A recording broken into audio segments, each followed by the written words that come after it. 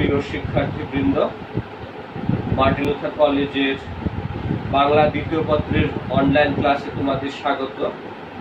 আমরা গত ক্লাসে বাক্যের রূপান্তর বিষয়ে রূপান্তরের কৌশল, বিভিন্ন বিষয় নিয়ে বিভিন্ন প্রকার বাক্যের পারস্পরিক পরিবর্তন রূপান্তরের প্রক্রিয়া নিয়ে আমরা বিস্তৃত আলোচনা করেছি।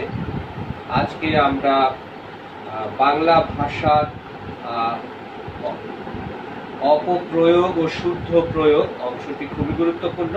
আমরা জানি যে প্রত্যেকটি ভাষায় কিছু বাক্যের ব্যবহার, শব্দের ব্যবহার, বচন, লিঙ্গ, বাগধারা, বিভিন্ন বাংলা ভাষার যে উপাদানগুলো রয়েছে এগুলো আমরা বাক্যে ব্যবহার করবার জন্য, ভাষায় ব্যবহার করবার জন্য নানা রকম ভুলভ্রান্তি করে থাকি। এই কারণেই আমরা আজকে বাংলা ভাষার অপপ্রয়োগ ও শুদ্ধ প্রয়োগ এ বিষয়ে বিস্তৃত আলোচনা করব। আমাদের জন্য 5 নম্বর নির্ধারিত আছে আমাদের এই অধ্যায়ের জন্য। আমরা সাধারণত আলাদা আলাদা একক বাক্যের শুদ্ধ প্রয়োগ, অপপ্রয়োগ, শুদ্ধ প্রয়োগ আলোচনা করব। এরপরে আমরা অনুচ্ছেদের যে প্রয়োগ, অপপ্রয়োগ সেগুলো নিয়ে একটু আলোচনা করব, কারণ আমাদের বিকল্প প্রশ্ন হিসেবে অনুচ্ছেদের শুদ্ধ প্রয়োগ, অপপ্রয়োগ ও শুদ্ধ প্রয়োগও আমাদের করতে হয়। একক বাক্যগুলো, স্বাধীন বাক্যগুলো সাধারণত শিক্ষার্থীরা একটু শিক্ষার্থীদের জন্য একটু সহজতর হয়। এই কারণে আমরা প্রথমেই বাংলা ভাষার অপপ্রয়োগ ও শুদ্ধ প্রয়োগে স্বাধীন একক বাক্যগুলো, এগুলোর যে ভুলভ্রান্তি হয়, আমরা ভাষার যে অশুদ্ধ বিষয়গুলো ব্যবহার করে যে ভুলগুলো করি সেগুলো নিয়ে আমরা আলোচনা করি। তো আমরা প্রথমে আমরা কিছু অংশ আলোচনা করতে চাই, কিছু বাক্য। শব্দের মাধ্যমে ভাষার অপপ্রয়োগ ও শুদ্ধ প্রয়োগ। শব্দের মাধ্যমে আমরা কোথাও কখনো কখনো ভুল করে থাকি। সেই ভুলগুলো কিরকম, এগুলো কিছু উদাহরণ আমরা একটু আলোচনা করি। রহিম ছেলেদের মধ্যে কনিষ্ঠতম, এটি একটি বাক্য। রহিম ছেলেদের মধ্যে কনিষ্ঠতম।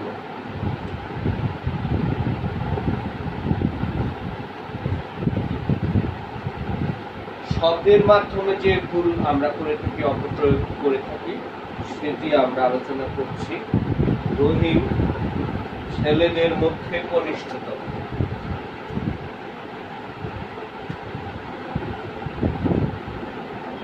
রহিম ছেলেদের মধ্যে কনিষ্ঠতম।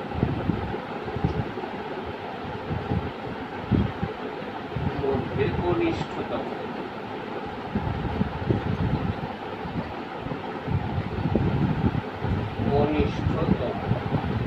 এটি একটি বাক্য। এখানে শব্দের ভুল আছে, আমরা দেখতে পাচ্ছি যে এই শব্দের যে ব্যবহার সেখানে আমরা কিছু ভুল আছে, সেটা আমরা শুদ্ধ করি। বাক্যটি হবে রহিম ছেলেদের মধ্যে কনিষ্ঠ। রহিম ছেলেদের মধ্যে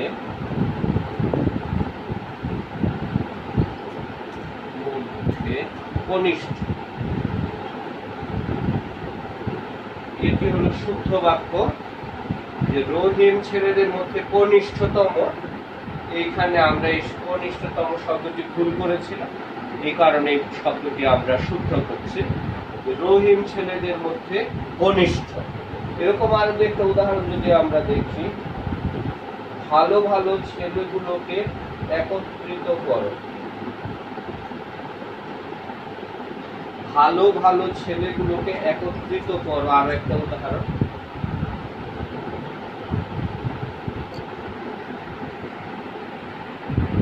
ভালো ভালো ছেলেগুলোকে একত্রিত কর।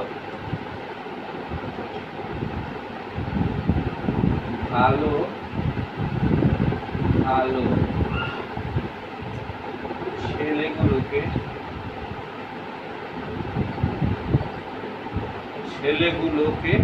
একত্রিত।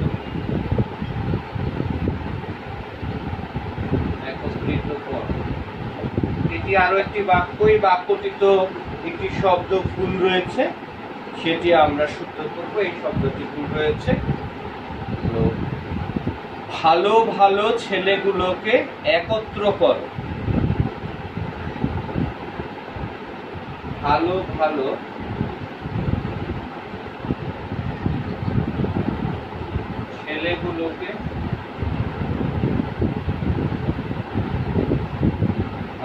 ছেলেগুলোকে একত্র কর। এটি হলো শুদ্ধ বাক্য। এই বাক্যের মধ্যে একত্রিত শব্দটি ভুল ছিল। তো ভালো ভালো ছেলেগুলোকে একত্রিত কর। আমরা শুদ্ধ বাক্য হলো ভালো ভালো ছেলেগুলোকে একত্র কর। আর একটি উদাহরণ আমরা দেখতে চাই। শুনেছি আপনি সস্ত্রীক ঢাকায় থাকেন।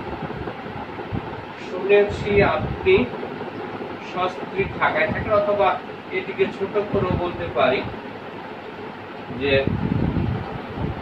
বাক্যটি এত বড় না করে ছোট একটা উদাহরণ দিই। রহিম সস্ত্রীক ঢাকায় থাকে।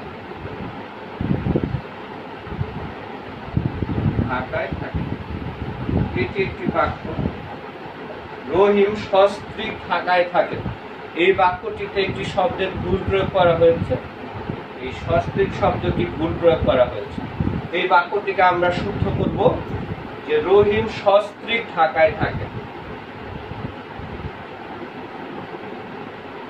রহিম সস্ত্রীক, এই ছয় জায়গায় বফলা হবে না, সস্ত্রীক ঢাকায় থাকে।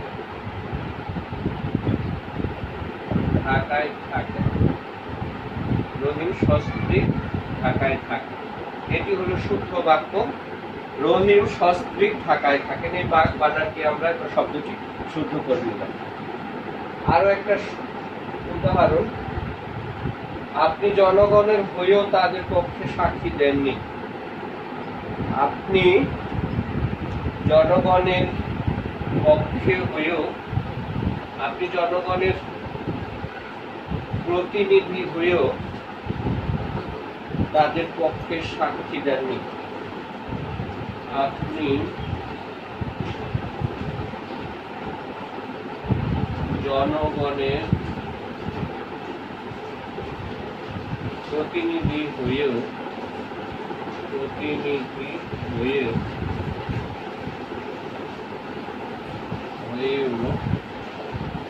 তাদের পক্ষে সাক্ষী দেন। এটি একটি বাক্য। এই বাক্যটিতে একটি শব্দের ভুল আছে, ভুল প্রয়োগ করা হয়েছে, অপপ্রয়োগ করা হয়েছে। আপনি জনগণের প্রতিনিধি হয়েও তাদের পক্ষে সাক্ষী দেন। এটি ভুল আছে। আমরা জানি এই শব্দটি ভুল আছে এই বাক্যের মধ্যে, যে আপনি জনগণের প্রতিনিধি হয়েও তাদের পক্ষে সাক্ষ্য দেন। আপনি জনগণের প্রতিনিধি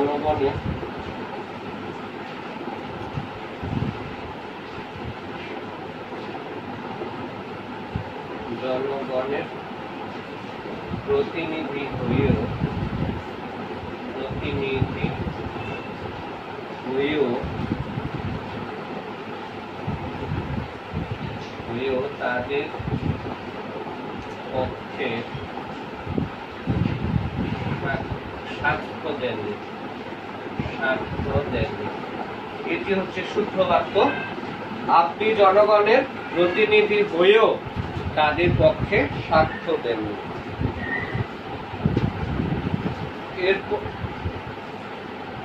এরপর আরেকটা বাক্য, তার দৈনতা চোখে পড়ার মতো। তার দৈনতা চোখে পড়ার মতো।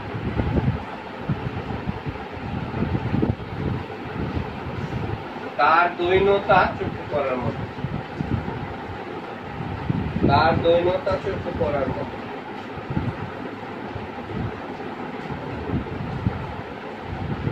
তার দৈনতা চোখে পড়ার মতো।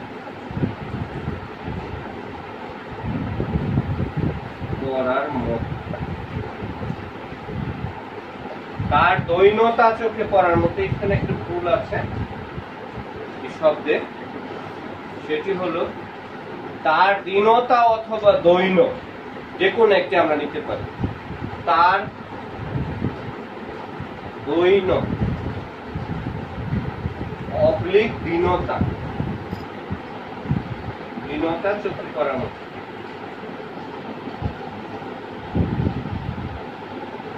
চোখে পড়ার মতো তার দৈন অথবা দীনতা চোখে পড়ার মতো, যে কোনো একটি আমরা ব্যবহার করতে পারি।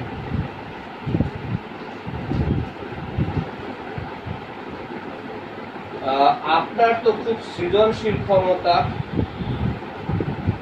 আপনার তো খুব সৃজনশীল ক্ষমতা। আর একটি বাক্য,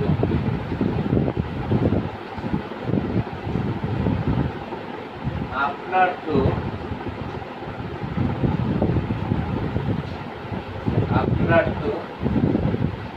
খুব সৃজনশীল ক্ষমতা।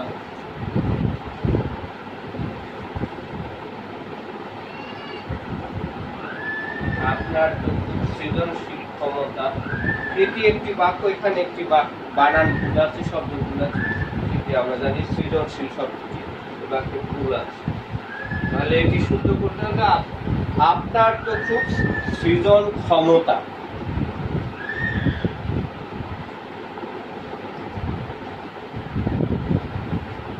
আপনার তো খুব সৃজন ক্ষমতা। আপনার তো খুব সৃজন ক্ষমতা। সৃজন ক্ষমতা মানে সৃষ্টি সত্তা, কোনো কিছু সৃষ্টি করার ক্ষমতা। আপনার তো খুব সৃজন ক্ষমতা। এরপরে সংখ্যার মাধ্যমে ভাষার অপপ্রয়োগ ও শুদ্ধ প্রয়োগ, আমরা যে একটু উদাহরণ আলোচনা করি। সংখ্যার মাধ্যমে আমরা ভাষায় সংখ্যা ব্যবহার করি। অঙ্কের যে সংখ্যা সেটি আবার আমরা বাক্যে ব্যবহার করি ভাষার মধ্যে। এগুলো ব্যবহার করতে গিয়ে আমরা ভুল করি। যেমন একই সাথে অঙ্ক সংখ্যা আমরা ভাষায় ব্যবহার করতে পারি না। যে উদাহরণ আমরা, এবার পঞ্চম শ্রেণী থেকে সমাপনী পরীক্ষা শুরু হলো। এবার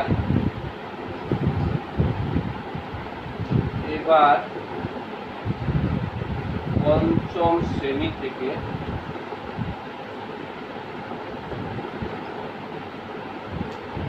সমাপনী পরীক্ষা শুরু হলো।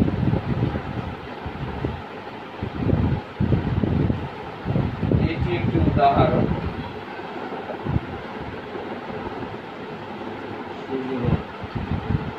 এবার পঞ্চম শ্রেণী থেকে সমাপনী পরীক্ষা শুরু হলো।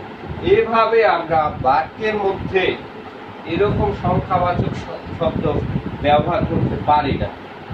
আমাদের লিখতে হবে এবার পঞ্চম, কথায় লিখতে হবে এবার পঞ্চম শ্রেণী থেকে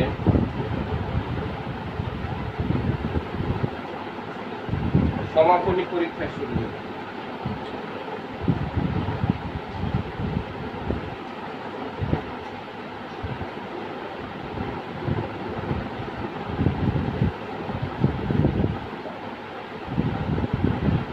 এবার পঞ্চম শ্রেণী থেকে সমাপনী পরীক্ষা শুরু হলো। আরো একটি উদাহরণ দেখলে আমরা বুঝবো।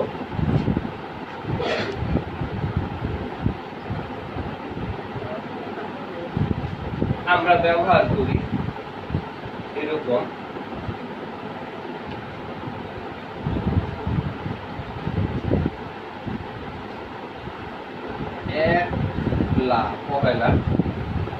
পহেলা জুলাই ভোট অনুষ্ঠিত হবে। এটি একটি বাক্য। পহেলা জুলাই ভোট অনুষ্ঠিত হবে। আমরা আধুনিক কালে এই 1 জুলাই কথাটি বলা হচ্ছে যে এটিও অশুদ্ধ। আমাদের লিখতে হবে 1 জুলাই এটি ব্যবহার করা হয়, তবে এই 1 জুলাইও ব্যবহার না করলেই ভালো। আমাদের ব্যবহার করতে হবে, লিখতে হবে 1 জুলাই কথায়।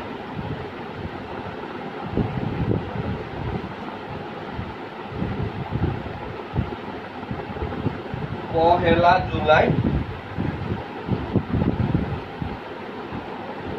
জুলাই ভোট অনুষ্ঠিত হবে। ভোট অনুষ্ঠিত হবে, এটি আমাদের শুদ্ধ করে লিখতে হবে। 1 জুলাই ভোট অনুষ্ঠিত হবে।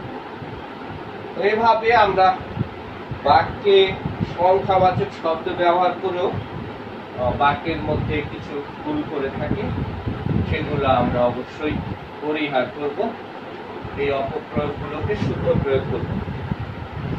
এরপরে আমরা বচনের মাধ্যমে ভাষার অপপ্রয়োগ ও শুদ্ধ প্রয়োগ। আমরা বহুবচন এবং একবচনের যে ব্যবহার ভাষার ক্ষেত্রে করে থাকি, সেগুলো অনেক ক্ষেত্রে আমরা ভুল ব্যবহারের, বচনের ভুল ব্যবহারের কারণে আমরা ভাষা অশুদ্ধ হয়, বাক্য অশুদ্ধ হয়। এগুলো কিছু উদাহরণ আমরা দেখি। সকল বা সমস্ত যুদ্ধাপরাধীদের বিচার দাবি করছে জনতা।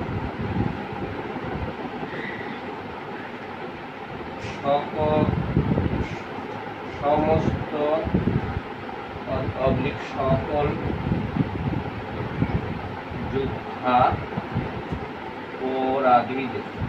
যুদ্ধাপরাধীদের শাস্তি দাবি করছে জনতা। দাবি করছে জনতা, এটি একটি বাক্য।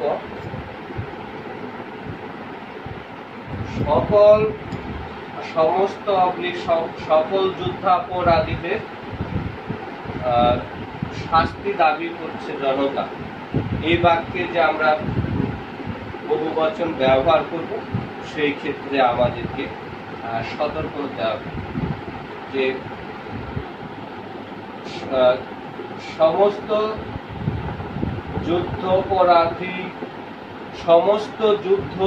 যুদ্ধাপরাধীর শাস্তি দাবি করছে জনতা, অথবা সকল যুদ্ধাপরাধীর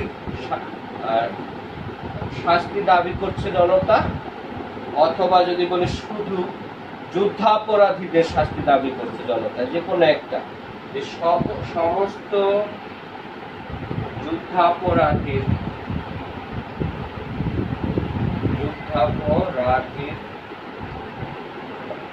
শাস্তি দাবি করছে জনতা, শাস্তি দাবি করছে জনতা। তাহলে এখানে বহুবচন সমস্ত যুদ্ধাপরাধী, এটি বহুবচন। সমস্ত বললে যুদ্ধাপরাধী হবে। আর যদি আমরা সমস্ত সকল কিছু না বলি, তাহলে আমরা বলবো যুদ্ধাপরাধীদের শাস্তি দাবি করছে জনতা। আরো একটা উদাহরণ যদি আমরা দেখি, লক্ষ লক্ষ জনতা সব উপস্থিত হয়েছিল। লক্ষ লক্ষ জনতা সব উপস্থিত হয়েছিল।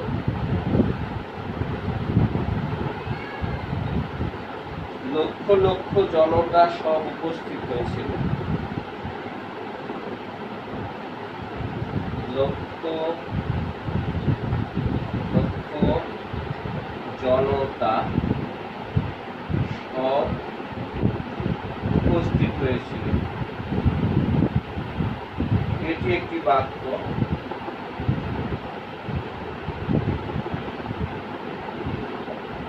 লক্ষ লক্ষ জনতা সব উপস্থিত হয়েছিল, এই বাক্যটিতে আমরা লক্ষ লক্ষ জনতার পরে আবার সব বা সকল শব্দটি ব্যবহার করছি, এই ক্ষেত্রে এটির ভুল। তাহলে লক্ষ লক্ষ জনতা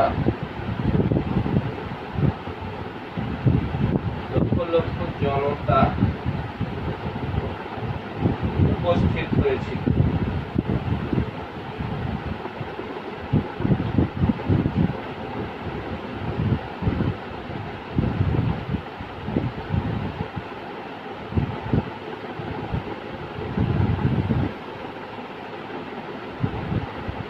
আরো একটি উদাহরণ যদি আমরা বলি যে ক্লাসে সব ছাত্র ছাত্রীরা বা সব ক্লাসে সব শিক্ষার্থীরা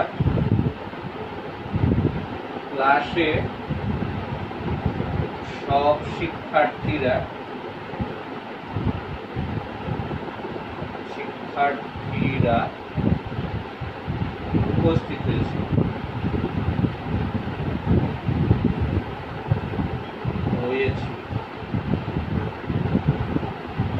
এই বাক্যটিতেও ভুল আছে। আমরা দেখি বচনে যে ক্লাসে সব শিক্ষার্থী উপস্থিত হয়েছিল অথবা শিক্ষার্থীরা উপস্থিত হয়েছিল। তাহলে আমরা যদি যে কোনো একটা করি যে ক্লাসে সব শিক্ষার্থী উপস্থিত হয়েছিল,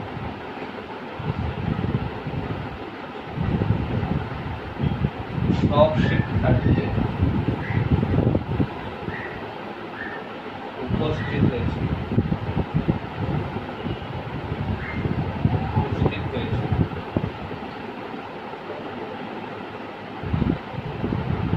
ক্লাসে সব শিক্ষার্থীরা উপস্থিত হয়েছে, ক্লাসে সব শিক্ষার্থী উপস্থিত হয়েছে অথবা শিক্ষার্থীরা উপস্থিত হয়েছিল। নির্দেশকের মাধ্যমেও ভাষার অপপ্রয়োগ হয়ে থাকে। নির্দেশকের মাধ্যমে ভাষায় আমরা জানি টিটা, খানি, বিভিন্ন রকম নির্দেশক আমরা ব্যবহার করি। তো সেই নির্দেশকের ভুল প্রয়োগে, ভুল ব্যবহারও অশুদ্ধ ভাষার প্রয়োগ হয়ে থাকে। আপনারা কি খোঁজ নিয়েছেন এই ছেলেটি কার? আপনারা কি খোঁজ নিয়েছেন?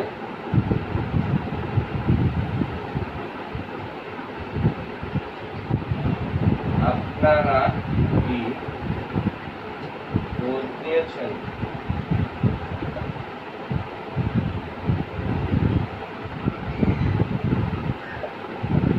এই ছেলেটি কার?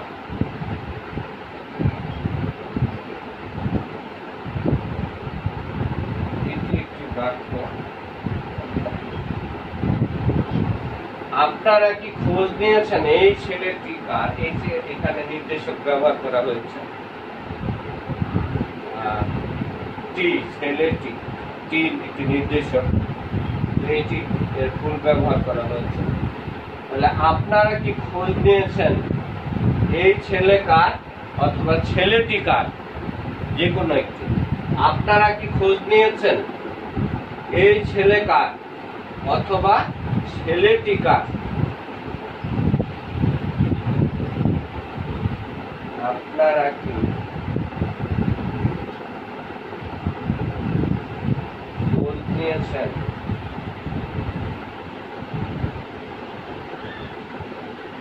আপনারা কি খোঁজ নিয়েছেন এই ছেলে ব্যবহার করলে এই ছেলে কার, আর যদি আমরা ব্যবহার করি ছেলেটি তাহলে ছেলেটি কার, শুধু এইটা তখন বাদ যাবে। আপনারা কি খোঁজ নিয়েছেন ছেলেটি কার অথবা আমরা বলতে পারি আপনারা কি খোঁজ নিয়েছেন এই ছেলে কার, যে কোনো। আর একটি বাক্য যদি আমরা দেখি, ওই লোকটি খুব সৎ, ওই লোকটি খুব সৎ।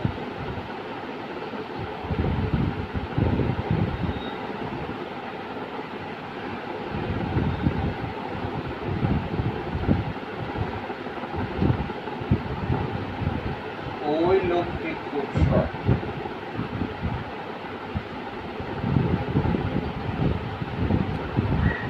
ওই লোকটি খুব সৎ একটি বাক্য। এখানে ওই আবার লোকটি, দুটি নির্দেশক ব্যবহার করা হচ্ছে, তাহলে আমরা যে কোনো একটি নির্দেশক ব্যবহার করি। লোকটি সৎ, লোকটি খুব সৎ, লোকটি খুব সৎ। আরো একটি উদাহরণ যদি দেখি, আমি এই মানুষটাকে চিনি, আমি এই মানুষটিকে চিনি।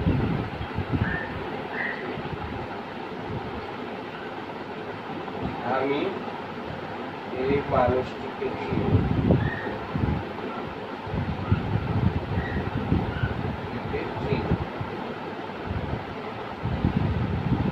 আমি এই মানুষটিকে চিনি। তাহলে আমরা এটিকে দুই ভাবে করতে পারি, আমি এই মানুষকে চিনি অথবা আমি মানুষটিকে চিনি। যে কোনো দুই ভাবে আমরা করতে পারি, যে আমি এই মানুষকে চিনি অথবা আমি মানুষটিকে চিনি। আমি মানুষটিকে চিনি।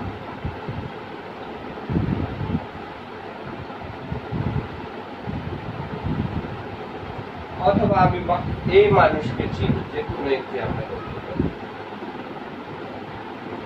এরপরে যাই, সন্ধির মাধ্যমে ভাষার অপপ্রয়োগ ও সূত্র প্রয়োগ হয়ে থাকে। সন্ধির মাধ্যমে আমরা জানি যে সন্ধি শব্দ গঠনের একটি প্রক্রিয়া বাংলা ভাষায়। এই সন্ধির মাধ্যমে, সন্ধির ভুল প্রয়োগের মাধ্যমে অপপ্রয়োগ হয়ে থাকে। আমরা একটি উদাহরণ যদি দেখি, ব্যাপারটি ছিল আপনার জন্য লজ্জাকর, লজ্জাস্কর। ব্যাপারটি ছিল আপনার জন্য লজ্জাস্কর। আমরা উদাহরণটি একটু দেখে নিই। লজ্জাস্কর,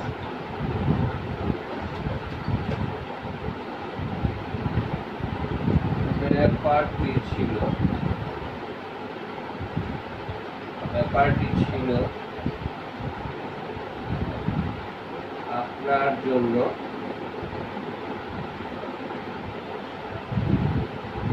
লজ্জাস্কর, লজ্জাস্কর। ব্যাপারটি ছিল আপনার জন্য লজ্জাস্কর। এটি ভুল সন্ধি বিচ্ছেদ করা হয়েছে। এখানে শুদ্ধ হবে ব্যাপারটি ছিল আপনার জন্য লজ্জাকর।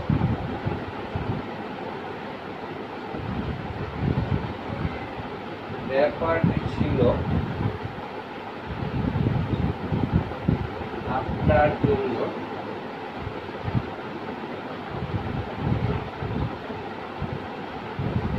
লজ্জাকর।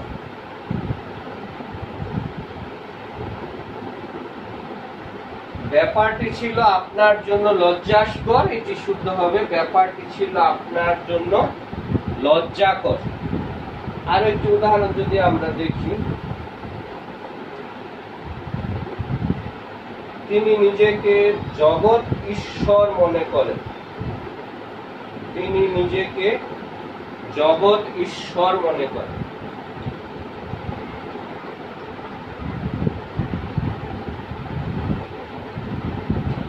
তিনি নিজেকে জগৎ ঈশ্বর মনে করেন। তিনি নিজেকে জগৎ ঈশ্বর মনে করেন। জগৎ ঈশ্বর মনে করেন। মনে করেন। এখানে সন্ধি বিচ্ছেদ ভুল আছে এই শব্দটি। তিনি নিজেকে জগৎ ঈশ্বর মনে করেন। তিনি নিজেকে জগদীশ্বর, জগদীশ্বর, জগদীশ্বর। তিনি নিজেকে জগদীশ্বর মনে করেন। জগদীশ্বর মনে করেন, দুই জায়গায় বসানো হবে। তিনি নিজেকে জগদীশ্বর মনে করেন। তিনি নিজেকে জগদীশ্বর মনে করেন। তিনি নিজেকে জগদীশ্বর মনে করেন। শেষ একটি উদাহরণ আমরা আলোচনা করি সন্ধি গঠিত। উল্লেখিত বিষয় হলো তিনি এখন সমাজসেবী। সমাজসেবী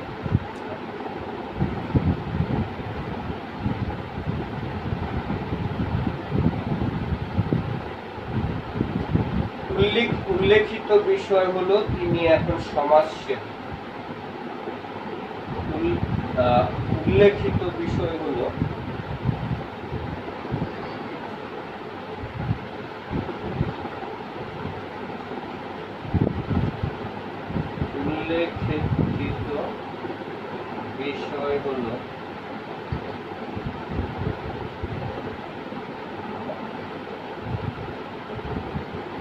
তিনি এখন সমাজসেবী।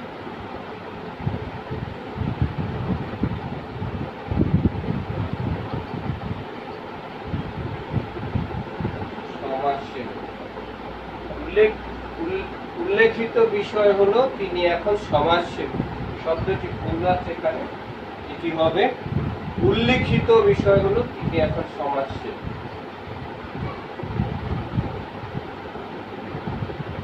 উল্লেখিত বিষয় হলো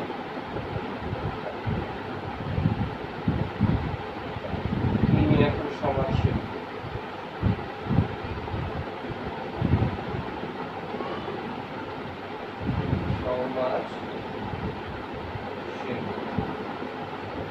উল্লেখিত বিষয় হলো তিনি এখন সমাজসেবী। এবারে আমরা সমাসের মাধ্যমে ভাষার অপপ্রয়োগ ও শুদ্ধ প্রয়োগের কিছু উদাহরণ আমরা একটু আলোচনা করি।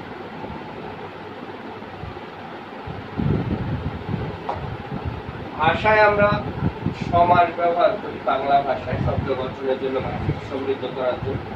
এই সমাস ব্যবহার করতে গিয়েও আমরা কিছু ভুল করি।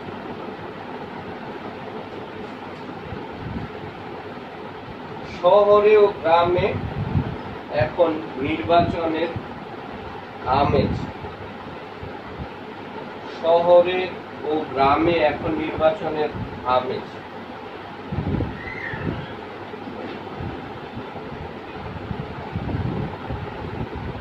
শহরে ও গ্রামে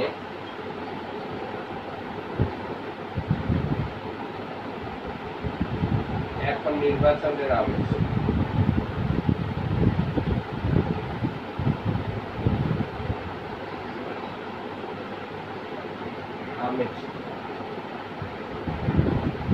শহরে ও গ্রামে এখন নির্বাচনের আমেজ, এটি একটি বাক্য। এটি আমরা জানি দ্বন্দ্ব সমাসের উদাহরণ। এখানে একটু ভুল আছে, এখানে সমাসের ব্যবহারে শুদ্ধ হবে শহরে গ্রামে এখন নির্বাচনের আমেজ।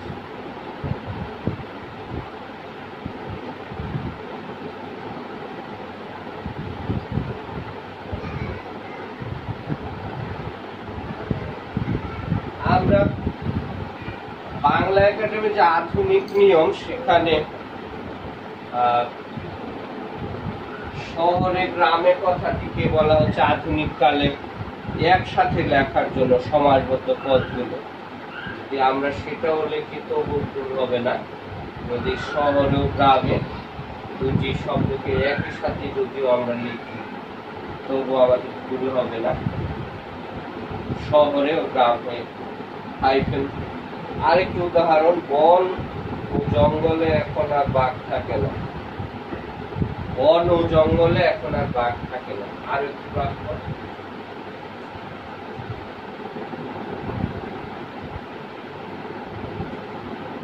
বন ও জঙ্গলে এখন আর বাঘ থাকে না।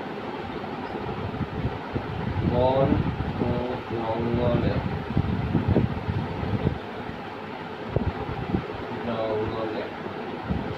এখন আর বাঘ থাকে না। এখন আর বাঘ থাকে না। বাঘ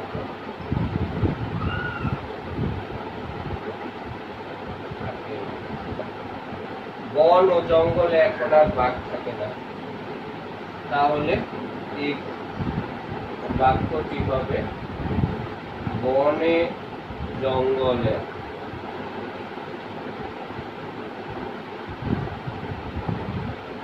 এখন আর বাঘ থাকে না।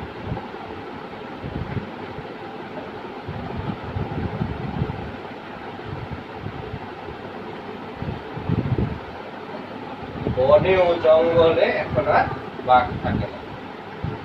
প্রিয় শিক্ষার্থীবৃন্দ, আমরা ভাষার অপপ্রয়োগ ও শুদ্ধ প্রয়োগ অংশে শব্দের ভুল ব্যবহারের মাধ্যমে কিভাবে ভাষার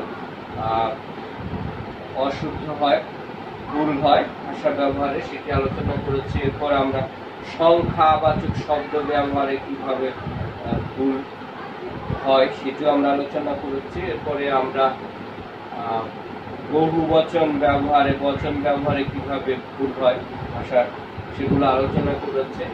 নির্দেশক ব্যবহারের মাধ্যমে কিভাবে আমরা ভুল ভ্রান্তি করে থাকি সেগুলো আলোচনা করেছি। আবার সন্ধির ভুল ব্যবহারের মাধ্যমে আমরা কিভাবে ভুল ভ্রান্তি হয় সেগুলো কিভাবে শুদ্ধ করতে হয় সেগুলো আলোচনা করেছি। সর্বশেষে আমরা সমাসের মাধ্যমে কিভাবে ভাষার ভুল ভ্রান্তি হয় এবং সেটি শুদ্ধ প্রয়োগ কিভাবে হয় সেগুলো আলোচনা করেছি। এই অংশগুলো, আজকে যে বিষয়গুলো আমরা আলোচনা করেছি, তোমরা এগুলো বাসায় নিয়মিত অনুশীলন করবে এবং তোমরা নিয়মিত অনুশীলনের মধ্য দিয়ে পাশাপাশি তোমরা আরো অতিরিক্ত যে উদাহরণগুলো বইয়ে আছে সেগুলো বই থেকে তোমরা আরো অনুশীলন করবে, বেশি বেশি ভাষা পড়াশোনা করবে। সবাইকে আমি আবারও শুভেচ্ছা এবং ধন্যবাদ জানিয়ে আজকের ক্লাস শেষ করব।